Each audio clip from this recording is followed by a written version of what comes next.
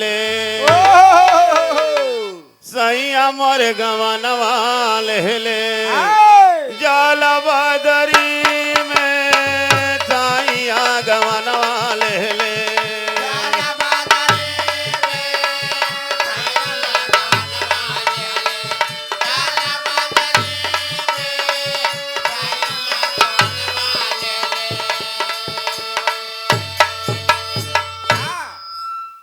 चला भैया जितने बड़ा मुहबा उतने बावा जाए कौनो चिंता न करा। अगले भाव में देखा बाप महतारी रोवे भाई भाऊ जाई हो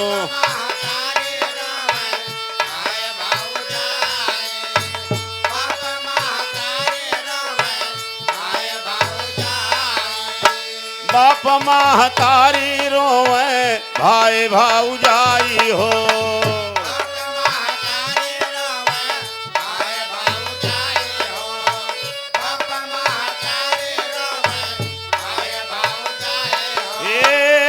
किया सहेली रोवे बैठी कोठरी माँ साइया गवन वाले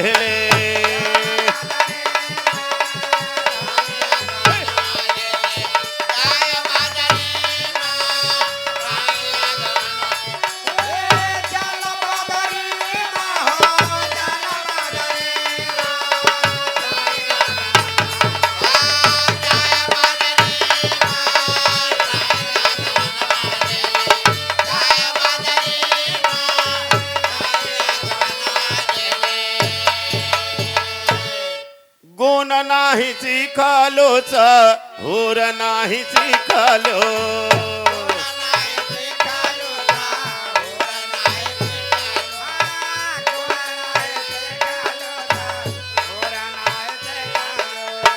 गुण नाही सीखलो हुर नाही सीखलो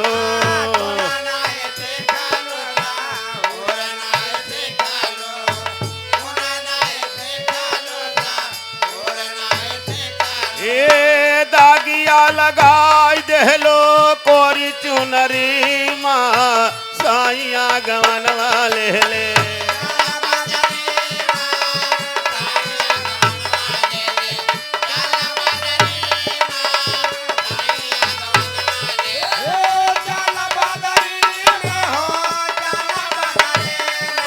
हाय हाय बहुत अच्छे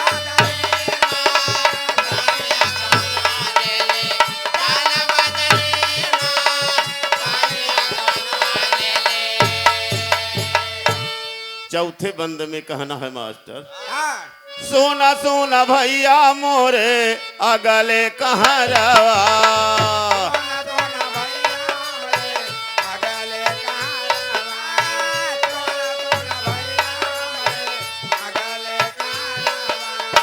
सोना सोना भैया मोरे अगले कहाँ रवा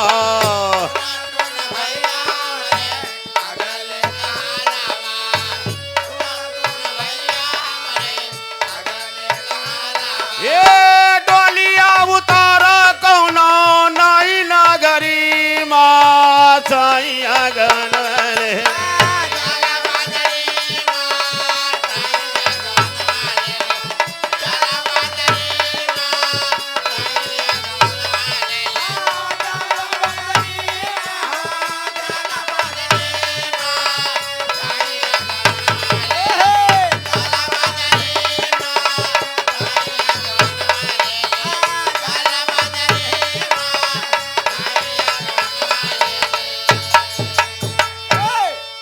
घर छूट जाए तो कतो बगिया मिल जाए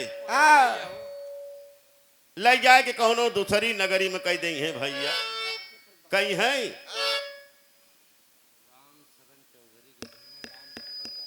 राम शरण चौधरी के भैने राम शंकर यादव पणरी की पावन धरती से 21 रुपया दातार सुखी रखे एक पान दातार सुखी रखे भैया की आखिर भाव आवा मास्टर का है कबीर तो नाए भाई साधो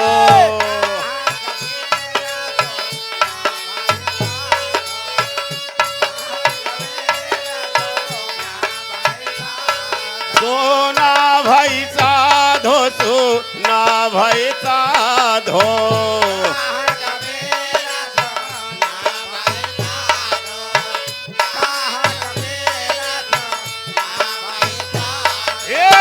फिर ना लौट के अइबा माया नगरी माँ साइया गवनवा ले ले।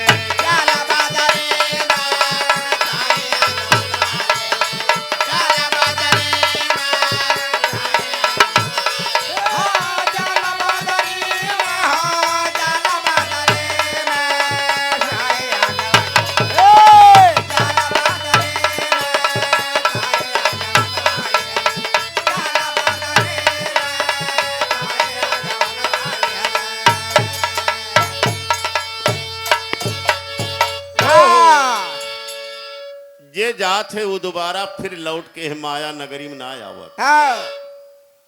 कहे फिर ना लौट के आऊ माया नगरी में। इसलिए मनई के तन जल्दी जल्दी मिलबे नहीं करे तो कहाँ जाऊ भैया। कतो चिड़ई बना दी है, कतो कुकुर बना दी है, कतो बिलारी बना दे है, कतो बकरी बना दे है। यह पेड़े वह पेड़े नौचे खोए भैया।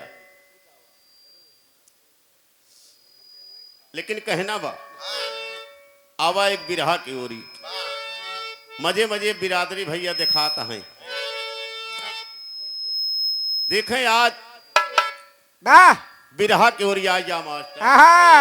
कहना बा कि है